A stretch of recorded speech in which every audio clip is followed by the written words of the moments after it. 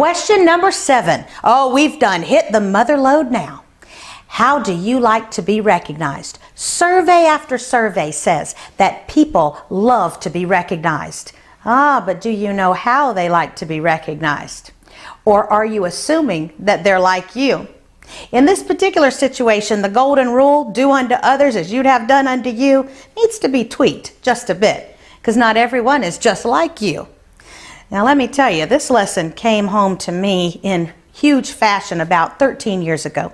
I had a woman who worked with me on a team, and I thought the world of her. Now I know that most of you don't know me very well, but if you knew me for any amount of time, you could make some pretty wise assumptions about me. If you wanted to know how I like to be recognized, if I'd done something worthy of acclaim, how would I enjoy being appreciated? It wouldn't take you long to realize I'd like a party, and the bigger the better. How many people can we get into this room? Oh yes, you'd put me up on a stage in the spotlight where I so clearly belong and regale everyone with my glories. Well, I wanted my friend, my teammate, to feel honored, and so what did I do? I threw her a big party. Not with corporate coffer monies, mind you, my own money. Oh yes, and in the shank of the night, when everybody was there, I put her up on the stage and told everyone how wonderful she was. And I watched the woman wilt. Now, I just thought she was overcome with the glory of the moment. But the next morning, we were very close. And when she came into work, she was a little reserved. I let it go on as long as I could take it, about 20 minutes. And then I went up to the ingrate and I said, "What is your problem? I did everything I could to recognize you, woman. You do know that was my money, not corporate money, that paid for that party last night." And she looked at me with all the love that she could muster at the moment. And she said those words I'll never forget.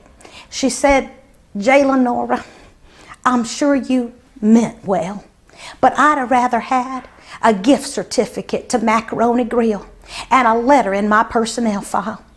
And I said, "What?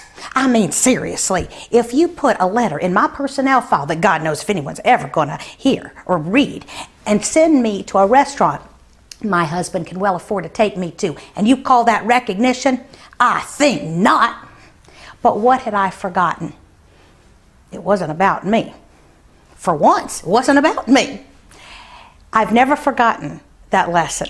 And my question to you is, you may intend all good things. Your heart may be completely pure, and you want to recognize and appreciate your employees and even your family members and friends.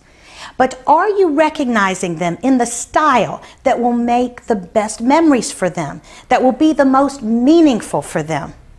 Kouzes and Posner are middle-aged men who are researchers, and they've written several great books. One was called Encouraging the Heart, and they did some wonderful research where they asked thousands of American and Canadian employees the question, "Do you feel appreciated at work?" Guess what percentage of people said they aren't receiving any recognition whatsoever? 77%. And yet those 77% employees, their managers, 50% of them said they were masters at giving recognition. Who's lying? Nobody. It's perception, of course. Managers are, meaning well, falling into the same assumption that I did. So be sure you know exactly how your employees want to be recognized. And don't make assumptions. That wallflower that's kind of quiet and you think, oh, they would never like a big deal made over them, that may be just the person that appreciates it the most because no one ever thinks to do it for them. Be sure you're recognizing folks in the way they best like it. And trust me, it will make a huge difference in the workplace.